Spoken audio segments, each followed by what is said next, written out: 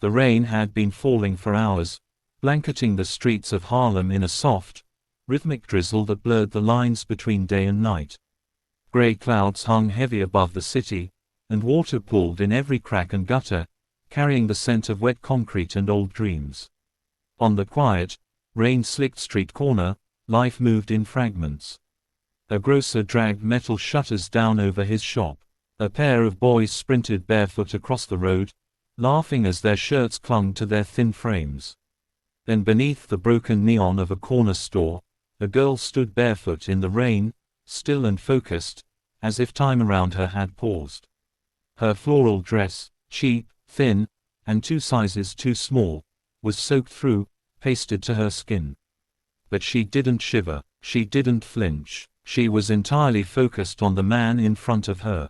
The man, pale, worn, hollow-eyed, sat in a sleek black electric wheelchair, his gloved hands frozen on the armrests. His face, though lined with age, was sculpted with the kind of elegance that only wealth and sorrow can shape. His name was Alexander Hayes, a name once spoken with reverence in boardrooms and whispered behind closed doors in penthouses that scraped the clouds. But now he was silent, staring at the girl as if she had just reached through the veil of his world and touched something no one else could see. "I can make you walk again," she had said. Not loudly, not even with arrogance, just pure belief. Unshakable, terrifying belief. Her voice had carried over the rain like a whispered challenge to the laws of reality. Alexander didn't know what compelled him to stop that day. His driver had taken a wrong turn, and the car had slowed to avoid a pothole when he spotted the girl kneeling beside a man collapsed on the sidewalk. She had placed 2 fingers gently on the man's neck, whispered something in a language Alexander didn't understand, and pressed her hands to his chest in a rhythmic pattern that looked nothing like CPR, but somehow stilled his convulsions. People had gathered, phones raised, eyes wide. But she ignored them. She simply helped the man breathe again, then slipped away before the paramedics even arrived. That moment haunted Alexander. Her movements, her calm, her focus, it all stayed with him. For the first time in years, something penetrated the fog that had settled over his life. That fog had begun the day everything shattered. The crash that killed his wife, the spinal injury that stole his legs, the guilt that silenced his voice. He hadn't left his penthouse in months. Doctors came to him, therapists tried, nurses stayed for weeks before quitting, citing emotional burnout. But none of that had mattered. Not until he saw her. It took 3 days for his team to find her. She had no permanent address. She stayed in shelters, sometimes on rooftops, sometimes in abandoned buildings. But eventually, one of his assistants tracked her to a run-down community kitchen where she volunteered to clean in exchange for food. When she was brought to him, she looked around the marble foyer of his skyscraper home with no awe. No wide eyes, no fear, just quiet recognition, like she had seen grander places in dreams. She told him her name was Amara. She was 17. Her grandmother had raised her in a small apartment uptown, teaching her the old ways, African bodywork, spiritual healing, pressure therapy, and energy alignment. Her grandmother had died last winter, and since then, Amara had drifted through life like a feather caught in an unpredictable wind. She didn't beg, she didn't steal, she offered help. That was all. "I don't have science," she told him plainly. "But I have knowledge. My hands remember what my grandmother taught me. I can't promise what you want, but I will try." Alexander hadn't spoken aloud in weeks, but something made him nod. Maybe it was the way she looked at him, not with pity, but with purpose. Maybe it was the stubbornness in her small frame or the calm she radiated like warmth from a fire. Or maybe, after all this time, he was simply ready to believe again. Their first session took place the next morning. She arrived barefoot, wearing a faded blue skirt and a gray hoodie. She'd brought no tools, no charts, no devices, just a small pouch of herbs, a bowl of water, and a silence that was oddly comforting. She knelt beside him, placed his feet on a blanket, and rested her hands on his calves. He flinched at her touch, It had been so long since he let anyone touch him without gloves or wires or needles. But her hands were warm, firm, grounded. She didn't ask him to talk. She didn't instruct him to try anything. She just whispered softly in a language he didn't recognize and began to work. At first, he felt nothing. Then, strangely, heat. A slow burn that crawled from his toes upward, like his nerves were waking up from a long, frozen sleep. He told himself it was psychosomatic, that his mind was imagining sensations because it wanted to.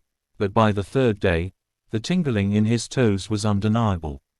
And when she pressed a certain spot behind his knee, he gasped, not from pain, but from surprise. He could feel it. She never celebrated these moments. She simply nodded and continued. Her approach was rhythmic, intentional. She told him the body had memory. That trauma locks it in place, shuts it down. But with patience, with care, with belief, it could be reminded. It could be reawakened. As the days passed, Alexander began to change. Not just physically, but emotionally. He started asking questions. He started sleeping less during the day and spending more time in his art room, the one he hadn't entered since his wife died. He began watching the city again, not just through the glass, but through the lens of possibility. The people around him noticed. His assistant, his chef, even the building security, all mentioned that he looked different. Less like a ghost, more like a man returning from exile. Amara never asked for money. She never looked around the apartment like someone impressed by wealth. She was polite but direct. She worked with purpose and always left as quietly as she came.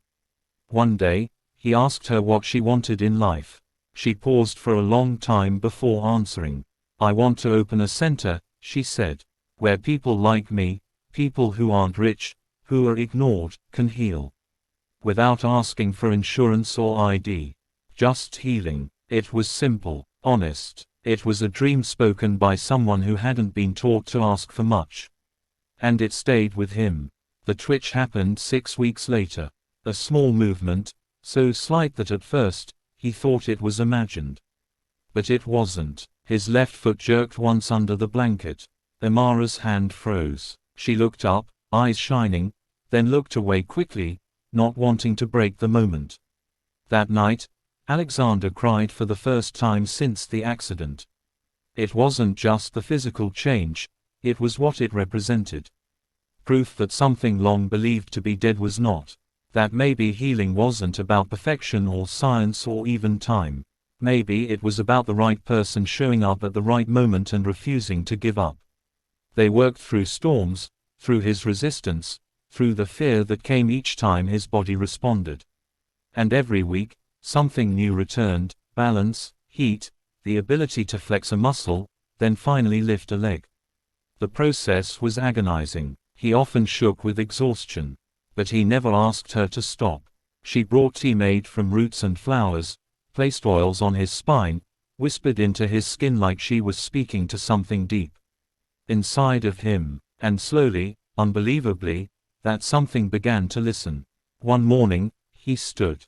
It was clumsy, awkward. His legs trembled like paper. He leaned heavily on the edge of a marble countertop. But he stood. Amara walked in as he was gripping the edge, sweat pouring down his face, teeth clenched. When she saw him upright, her eyes filled instantly with tears. She didn't cheer. She didn't run to him. She simply stood still, breathing hard, as if she was afraid to even blink. He collapsed minutes later, but he didn't feel defeated. He felt alive. That night, he asked her why she never gave up, why she believed she could help him when so many with degrees and machines had failed. Amara simply said, "Because you were still here, breathing. That means something still wants to live." It broke him. He went to sleep that night not as a billionaire, or a patient, or a broken man. He went to sleep as someone being rebuilt from the inside out, by the belief of a barefoot girl who had every reason to give up, but never did. And for the first time since the crash, he dreamt of walking. Not in memory, but forward, into something new. Time moved slowly, almost sacredly, as Alexander Hayes prepared to try again. Each morning since the twitch, since that miraculous jerk of his foot that had once seemed impossible, brought both dread and hope. The sessions had become more intense. His muscles, long dormant and nearly atrophied, fought against themselves. He would sweat through his designer shirts, his face contorted in pain, and Amara would simply hold space for him, never forcing, never commanding, just guiding, reminding. Always reminding. There was something unspoken between them now, a current of understanding not bound by words or status or even logic. She, the barefoot healer from Harlem, who owned nothing but a threadbare satchel and an ancient knowledge passed down from hands long gone. And he, the fallen billionaire whose life had been built in steel and contracts and power, now learning how to feel again, how to exist in a world not defined by control. Their bond was not father and daughter, nor lovers, nor therapist and patient. It was older than that, deeper, as though something in both of them had been waiting for this collision. Each day, Amara entered the penthouse quietly, never knocking, never unsure. The guards had come to respect her, though they never quite understood her. She would nod, slip past the towering glass doors, and begin her work without ceremony. Sometimes she spoke softly to Alexander as she worked, her voice melodic, almost trance-like, reciting old stories from her grandmother, tales of warriors and mothers and spirits that could move mountains if only they were believed in. Other times, she was completely silent, letting the rhythm of touch and breath fill the room. Alexander, once the master of empires and transactions, now submitted himself entirely. At first it had frightened him, to let go, to trust a stranger, a child really, with the one thing science had told him was permanently lost. But Amara never lied, never made grand promises. She simply showed up, again and again, and did what no one else could. She reached into the silence inside him and coaxed the light back out. Progress was slow and painful. Every movement was a battle. His arms would tremble trying to lift himself from the chair. His legs would spasm with the shock of effort. Some days he screamed in frustration, smashing his fists into the arms of his chair until they bled. But Amara never flinched. She sat with him through every breakdown, her presence steady, her eyes unwavering. Then came the day of the cane. It was late afternoon, the skyline bruised with the colors of dusk, and the room glowed with the dim amber hue of the setting sun. Alexander had insisted on trying alone. He gripped the polished wooden cane she had brought him. Nothing fancy, just something handmade, sanded smooth and wrapped with twine at the grip. She stood nearby but made no move to help. He grunted, pushed against the chair, his face red and twisted with effort, veins popping in his neck. Then, with a trembling, gasping cry, he rose. Only for seconds. But it was enough. The cane shook in his grip, his knees bent awkwardly, his body sagged under the weight of months, no, years, of stillness. But he stood. Sweat poured from his face. His chest heaved. His legs wobbled like newborn limbs rediscovering their purpose. And Amara, her hands clutched over her heart, stood frozen across the room, tears sliding silently down her cheeks. She didn't cheer. She didn't rush to hold him. She just breathed, eyes wide, taking in the miracle she had never doubted would come. Alexander collapsed back into the chair moments later, too exhausted to speak. But something had shifted, something irreversible. That night, he asked her to stay.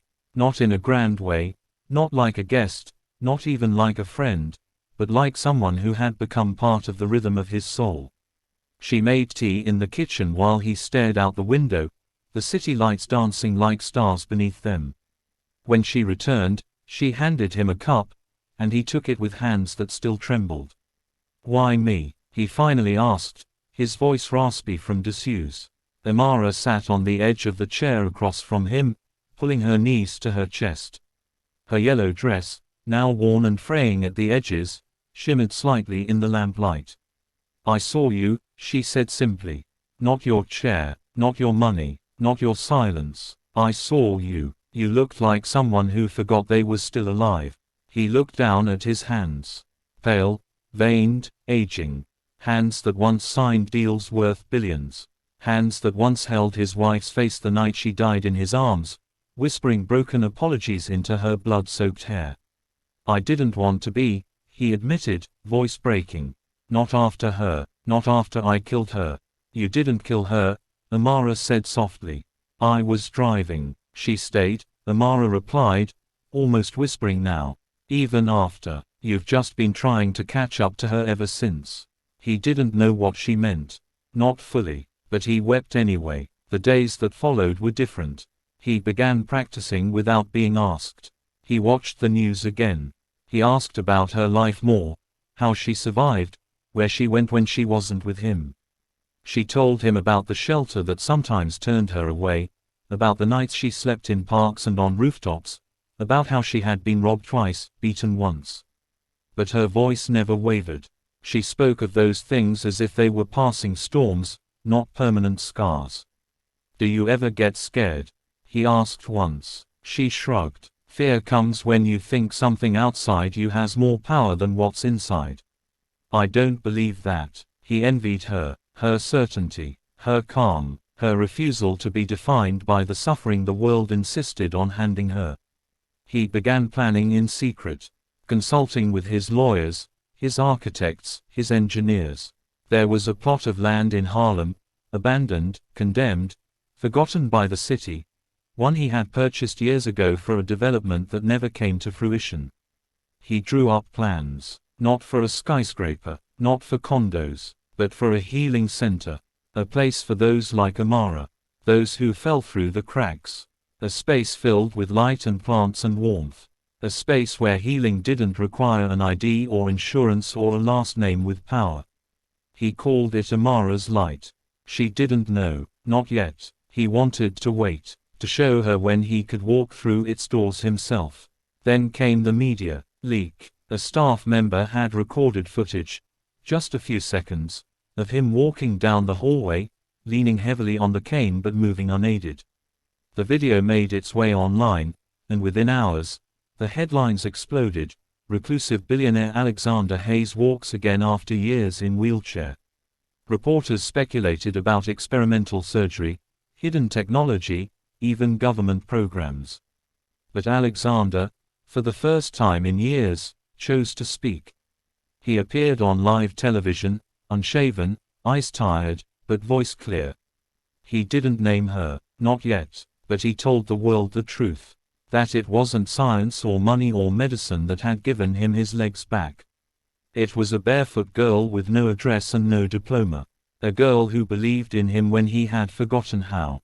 A girl who whispered life back into him with her hands and her stories and her stubborn refusal to give up. "She didn't heal my body," he said at the end of the interview. "She reminded it how to heal itself." The world didn't know how to respond. Some mocked him, others praised him, but Amara, when she saw the broadcast, didn't cry. She smiled, just once, quietly, then got up and continued her day like nothing had changed. But everything had. Weeks later, he took his first public steps down the front stairs of his building. He wore a dark tailored suit. She stood beside him in a golden sundress, her arm gently looped through his, her chin lifted as the crowd erupted into cheers. Cameras flashed, reporters shouted questions, and the man who had once ruled Wall Street with an iron will smiled softly, not at him, but at her. Together, they walked down the steps and into the city, a city that had almost forgotten both of them, but they hadn't forgotten themselves. They had simply been waiting, for healing, for courage, for light. And now, they walked toward it, forever changed, forever found.